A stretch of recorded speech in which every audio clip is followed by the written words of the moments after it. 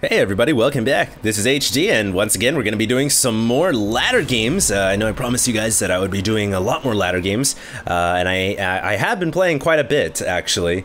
Seeing as how Major League Gaming's Anaheim event is going to be this weekend, and some of you guys may know this and some of you guys may not, I am actually a competitor for Major League Gaming.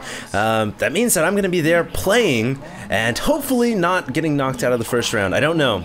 Last time I played at Dallas, I think I got knocked out. Not Dallas, but no, it was Dallas. I got knocked out, I think, in the first or second round or something like that. Now, I have been shaking off some of that rust. I am still really, really rusty, guys, but I have been shaking some of it off pretty with some pretty good work that I've been putting in, maybe 5 games a day or so. And so I will be casting some more ladder games here, as well as pro games as well. I'm going to try to get as many games in as possible today, tomorrow, Wednesday, because I'm driving to Los Angeles Wednesday night. It's going to be an all-day road trip, and so I want to have a bunch of games to have ready to upload for you guys throughout the week and the weekend. So anyways, once again, I'm going to be doing a daily ladder here. This is, I guess you could say, my practice game before MLG. All these games, obviously, that I'm playing early this week are all practice for Major League Gaming. And as you guys all know, I am a Zerg player. This is, of course, in first-person view. This is me, myself, playing. And I think my opponent's name was, I think it was ZvP or something like that. He's a Protoss player.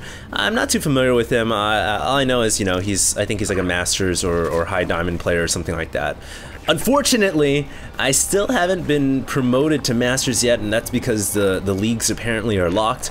But there is some good news, as you guys probably already know. If you guys don't, Season 3 for StarCraft 2 is going to be released, I believe, tomorrow or sometime within the next couple of days, and that's big news. Along with that, Blizzard has announced that they are removing Metalopolis from the map pool as well, and speaking of Metalopolis, we're playing on Metalopolis right here. I think that's actually big news because Metalopolis has been a map that's been around since the beta. And now that they're removing it, that means that one of the maps that Zerg were actually good on, and those maps are kind of far and few in between. Usually Zergs are considered, you know, neutral on a map or unfavored on a map. The only maps that really come to mind, Tal'Darim, Metalopolis, where Zergs can be favored if you spawn cross-spawn. So Blizzard removing Metalopolis means that hopefully they're going to introduce a new map that's interesting, that Zergs are good on, and I don't know, we'll see. I think it's good news in general because I was honestly getting bored of Metalopolis. This game has been around since, like, the beta. So I'm glad they removed it. We'll see what they put in. And Season 3 is coming out soon. That's big news. Anyways, before this game gets underway, as you guys can see, it's just the build-up phase right now. A quick note about my build order. I am, you know, just going hatch, not hatch first, but pool, gas, getting all that stuff going because you can't actually hatch first against Protoss anymore. It's pretty suicidal to do that because a good Protoss will just throw down a forge and then start to cannon the crap out of your hatchery, and you don't want to have nightmares about cannons when you go to sleep. It happens. So don't hatch first against Protoss. It's a pretty bad idea. But anyways, I wanted to go ahead and answer some questions that people have been asking me on Facebook, and in general, just a lot of questions that people have been asking me. If you guys don't follow me on Facebook, please do. I know all of you guys out there probably have a Facebook. I was never really a big Facebook fan, recently converted, I guess you could say. But follow me on Facebook. This is where I can interact with people. I tell you guys about all my new updates and stuff. For example, this morning I was casting with Taylor live for IPL, and we had a Justin Stream TV event for that, and it was really cool. We were sitting behind like a desk and casting and everything. So follow me on Facebook. You guys will get a chance to interact with me. Anyways, I asked ask me any questions you guys want to ask, and I'll try to answer them in my next cast little Facebook post. And I've had a lot of interesting questions. Apparently, well, I'm just gonna go ahead and go through them real quick and see what I can pick out. Matthew Jip asked me, how do magnets work?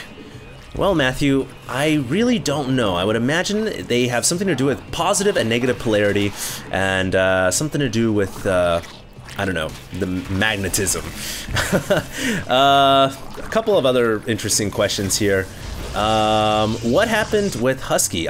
Okay, so a lot of people have been asking me lately, you know, well, for a long time, is why don't Husky and I co-cast anymore? And I mean, it's nothing personal or anything like that. He's just out in Los Angeles and he's doing his own thing, and I'm in the San Francisco Bay Area. We are in the same state.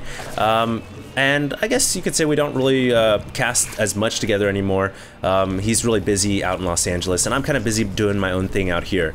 So we don't have any, you know, bad beef or anything like that. I don't know why people keep asking me that. Things are cool. Let's see what other questions there are. What happened to Daily Ladder? Ha! I'm doing a Daily Ladder right now. Not exactly the Daily Ladder anymore, but it is pretty much the ladder. Do I have a girlfriend? That is confidential information. I do have a girl, and I do have a friend, or I do have a friend that's a girl, I guess you could say. So I don't know if that, does that count? Does that count, guys? I don't know. Where do I work? I do now work at IGN, located in San Francisco. Some of you guys may have deduced that by the fact that, you know, I work so closely with IGN and the IPL now. So I do kind of go in there and work a 9 to 5, and it's pretty cool stuff. You know, go in there, cast some games for the tournament, and just kick back, and it's a pretty chill work environment. So I do kind of work really closely with IGN now, along with still doing my own YouTube thing. Let's see what else there is. Is there anything interesting here? What are my hopes and expectations for MLG? Not to get knocked out in the first round. And let's see. Most of these questions are all pretty much the same stuff. And yeah, tell us about your new VP team. I am part of VP now. Stands for, I think it stands for Very Pretty Gamers. Kind of a weird name, but that's what it stands for. And Pain User is on it, Faith is on it, Chance is on it, Suppy is on it. A lot of good players that are local around here are on it, and we're hoping to make a pretty good showing at Major League Gaming this week. So anyways, I think I have busted through most of the questions that I wanted to ask. Once again, if you guys want to interact with me, go check me out on Facebook. There's a link down below this video, and you guys can click that follow thing if you're a Facebook fanatic, or a Twitter. I have a Twitter as well, Twitter at HDStarcraft, so you guys can follow me there as well. Anyways, got through all the questions, got through all the stuff. I have a box of chicken nuggets right here that I've been eating. If you guys were following me on Facebook, you guys probably already know, I posted a comment saying, hey, I'm hungry, I want to get something to eat. What should I eat? I'm thinking about chicken nuggets, and everyone was like, go get some chicken nuggets. So I got some nuggets, and yeah, let's go ahead and get back to this game at hand. As you guys can see, we had a little bit of Ling harass here or there, and a little bit of action around the map, but at this point, it's pretty much a standard macro game, Metalopolis, pretty wide open, Zerg versus Protoss. And one thing I want to do in this game is do the strategy that Zergs have been doing quite often against Protoss that wasn't really used in Season 1. This isn't a strategy that was popular at all in Season 1. This is something that has become a predominant Zerg versus Protoss strategy in Season 2. And what I'm referring to is the Roach Baneling Overlord drop combination. Simply put, you have a lot of roaches that you move across the map, and that's your staple unit, but you also have banelings that are inside overlords, and you move them with your roaches, and when you attack, what you want to do is fly your overlords over the army of the Protoss and drop your banelings down as your overlords are moving. So it's kind of like a B-52 bomber style attack squadron. You've got like the bombers flying overhead and they drop the banelings down, and it's very effective against Protoss because the issue that Zerg had before with Protoss is that Protoss always had their units balled up, and all those sentries were kind of tucked down and safed inside the Protoss ball, and you couldn't really get to the Protoss player because force fields were very problematic. And you couldn't get to the core of the Protoss player's ball and his forces. So what Zerg players started doing in Season 2 was using the Baneling Roach combination, and basically what that means is, as I explained it before, you fly the Overlords over the Protoss army and you drop the Banelings down, and it's able to take out Zealots and Sentries, namely, extremely quickly. And remember, guys, I'm always telling you guys, one of the highest priority units when it comes to ZvP is the Sentry. The Sentry is absolutely a high priority unit. You kill that and you kill off basically the staple backbone unit for the Protoss arsenal. So yeah, the Baneling drop Roach combination is a very effective and potent composition of forces that Zerg can field to deal with Protoss. And as you guys can see, I do have my Baneling starting to go right now. I'm just playing a macro game, but you know, rather than going Roach Sling or Roach Hydra, which is a is the old school kind of build, or even Roach Corruptor, just gonna go pure Roach Baneling. And believe it or not, it's surprisingly effective. So, as you guys can see, my opponent is preparing to grab that third. And I've always said this before, whenever you play against a Protoss and they're going for their third expansion, that's when you want to start to think about being aggressive, because a Protoss on 3 bases, yeah, that's tough to swallow. You don't want to allow a Protoss to just happily sit on 3 bases, so you want to start to apply aggression around the time the Protoss has his third base up and running. So as you guys can see, I am beginning to move out since I've scouted the third base coming up. And I do have a lot of Banelings ready to go in those Overlords, and of course my creep always spreading, always macroing back on my hatcheries at home, and it's about the 15-minute marker right about now. This is when you want to make your aggressive move against the Protoss player. So here we are. I am going to move in with my Roaches. My opponent does have some Colossus. He also has some Void Rays in the mixture as well. So pretty powerful army, as you would expect from a Protoss player at this point in the game. My Overlord's flying over the Protoss ball, but my opponent wisely, constantly falling back as he's attacking. And this is the way to counter the Roach Baneling strategy.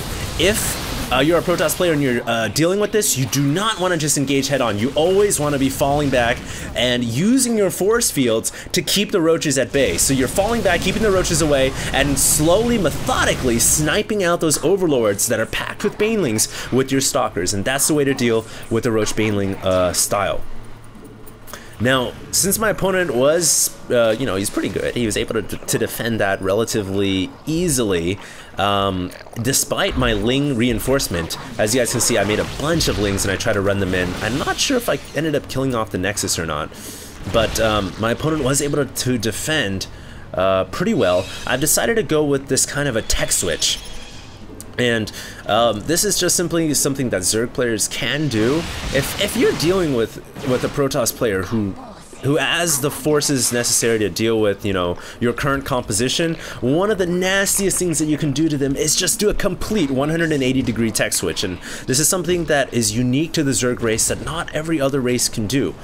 A Terran player, for example, if they were going Marine Marauder heavy and they wanted to switch into mass, I don't know, air, they would have to invest in that infrastructure in starports. A Protoss player, likewise, if they wanted to go into from mass gateway into Colossus, they would have to invest in the robotics facilities.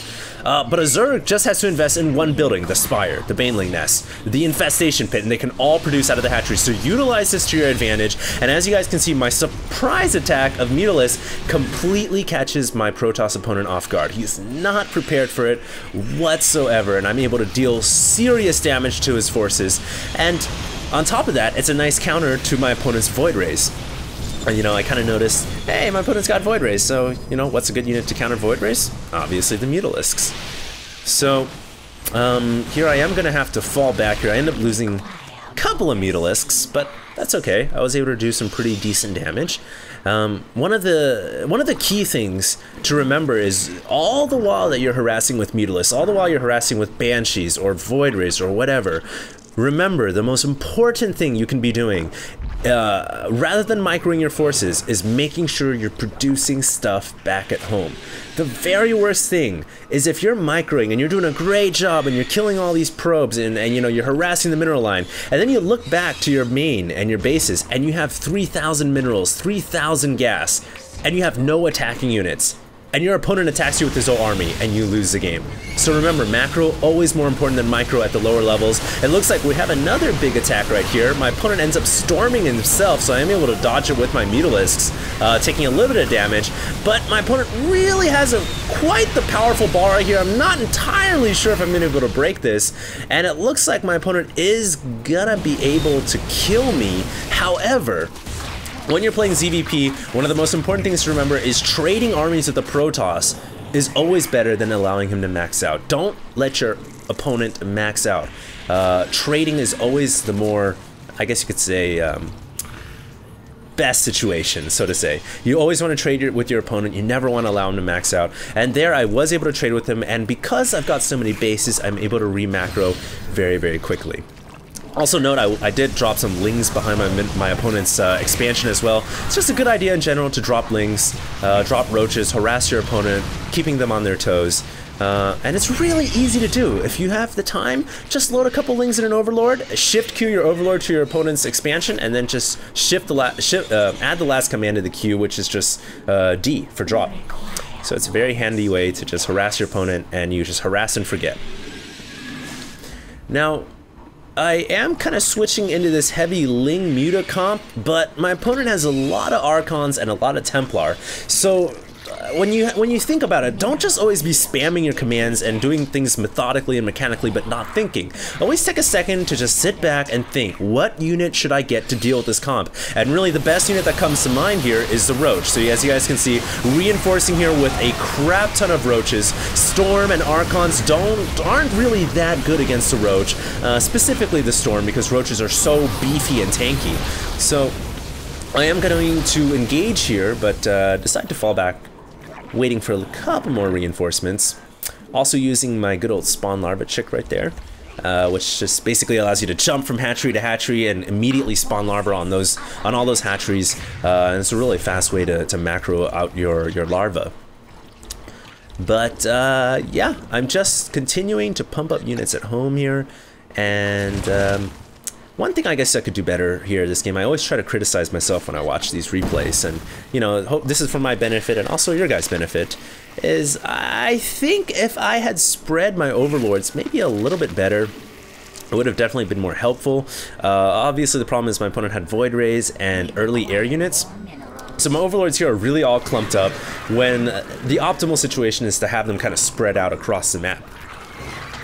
So yeah, I guess I could spread my overlords a little bit better, but at this point I'm feeling pretty confident, so I don't bother wasting my APM on that. I'm too focused right now on making the deadly push and trying to end this game. Here we are, another big engagement, and here's an example where the Roach Baneling combination works really, really well. Dropping the Banelings off and absolutely annihilating my opponent's entire sentry line and all of his Templar, and my opponent even given a little bit of his thoughts on the Roach Baneling strategy. It's a very, very hard thing to deal with if you're a Protoss and you do not know how to deal with it. So it can definitely be a situation, and I think that a lot of Zerg players here, and hopefully all you viewers out there, are going to start to use this strategy a little bit more. And once again, I want to reiterate, if you're a Protoss player, the way to deal with Roach Baneling drops: constantly layer force fields, just as if you were fighting a normal army, but rather than splitting the Roaches and the Hydras or whatever ground units there are in two different armies, layer a layer of force fields in front of all the ground units. So as the Overlords are moving in, they have no ground support, and you're able to snipe the Overlords off. That's the way to deal with it. Well, anyways, guys, I hope you guys enjoyed this little broadcast of my ladder game. As you can see, my opponent was in Masters, and yeah, he was around rank 54, I guess, with 1,200 points. And all these games are really for me to improve for MLG, because I'm going to be competing once again, and B, to help you guys. And obviously this is directed towards more of the diamond level or lower, not too much for the Masters. But anyways, I hope this was helpful for you guys. And I also want to encourage you guys to check out my Facebook. I will be answering as many questions as possible whenever I have the chance. And yeah, that's pretty much it for me, guys. I think that's all I'm going to do. I may have a couple more games I want to bust out before I knock out for bed. But for now, thanks for staying tuned. And this is HD, signing out.